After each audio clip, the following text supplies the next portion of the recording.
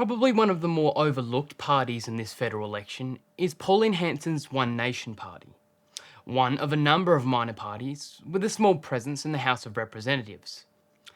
Despite the Conservative fall in recent times, it's still worth mentioning this party, as it could play a role in the next government. So today we're going to be talking about One Nation, have a look at some of their key policies, and their prospects in the upcoming election.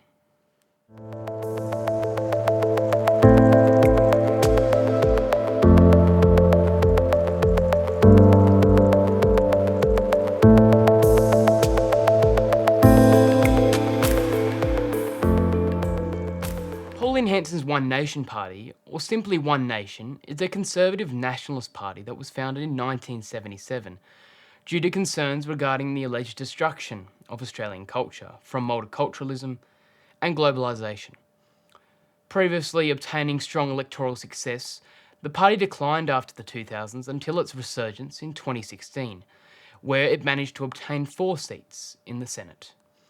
Ever since 2022, the party has been able to secure both local and state council seats, while managing to obtain between 4 to 6% of the primary vote in federal elections.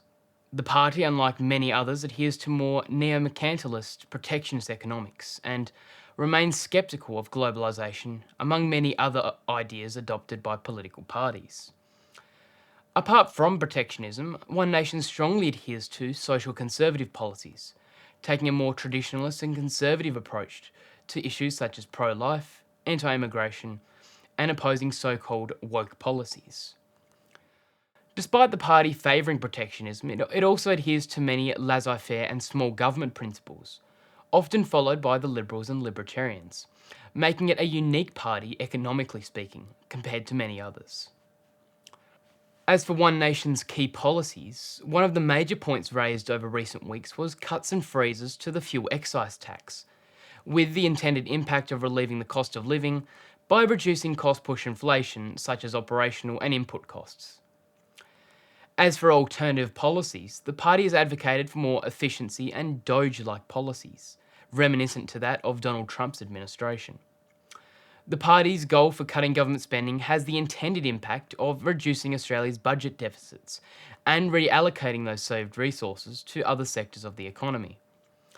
One Nation also advocates for cutting essentially all forms of regressive, or what would be called flat taxes, such as GST, with the intention of incentivising investment in the nation and supporting workers to keep more of what they earn.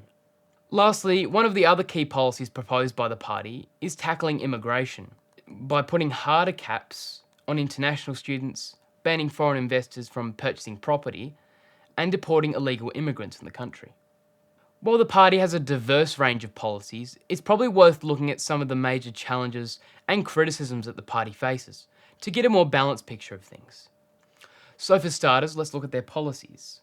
When researching policies such as cutting the fuel excise, it's been argued by Pauline Hanson and party representatives that the Liberal Party is stealing its policy ideas, which would significantly hamper its election efforts. Despite this, the excise itself comes with a cost to government revenue, as the excise contributes 4% to the federal budget.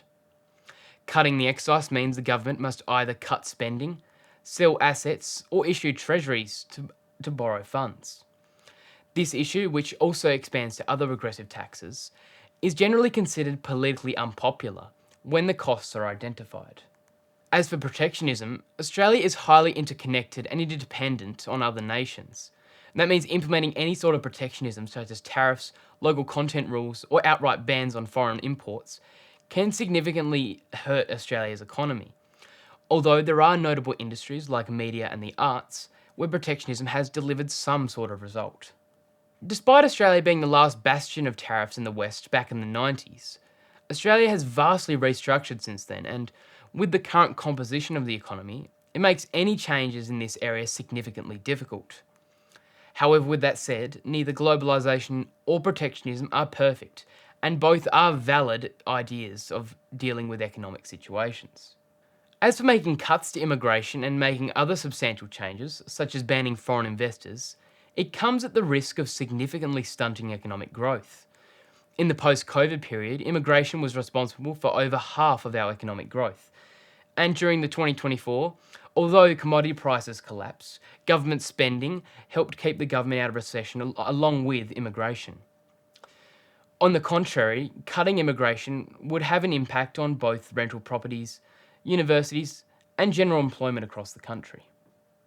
As for the prospects to win the election, One Nation, like the rest of the centre-right, will find it challenging to push for a momentous shift. This is primarily due to the cost of living being resolved by the RBA and Albanese government. Inflation has also fallen within the RBA's 2 to 3% target range, and government support has begun helping households. Public sentiment is starting to shift away from both One Nation and the other right parties because of this. Another reason is because of the rise of Donald Trump and the impacts of the ongoing trade war we're seeing. We're seeing a trend in many Western countries where conservatives, such as in Canada, the Coalition here in Australia, and even Reform in the UK, have been hit hard. Voter sentiment is shifting, with some believing that right-leaning parties might not get a better deal with the US compared to their left-leaning counterparts, although this argument is played on both sides of politics. But still, the polls don't lie. Apart from variable factors which have changed in recent times, more generally, One Nation struggles to convert electoral support, which is caused by many things. But essentially, it's a combination of poor election coverage in the media, politically unpopular statements, and the split of the Conservative vote, which hampers the party's attempts to expand their presence in the Senate or the House. Regardless, One Nation has a set of diverse policies that set it apart from many other parties, and we'll have to see how the party performs across the nation in the coming weeks. Thank you for watching this video. If you've enjoyed our content, consider subscribing and ringing the bell so you can keep in the loop regarding the important news stories from the world and around Australia.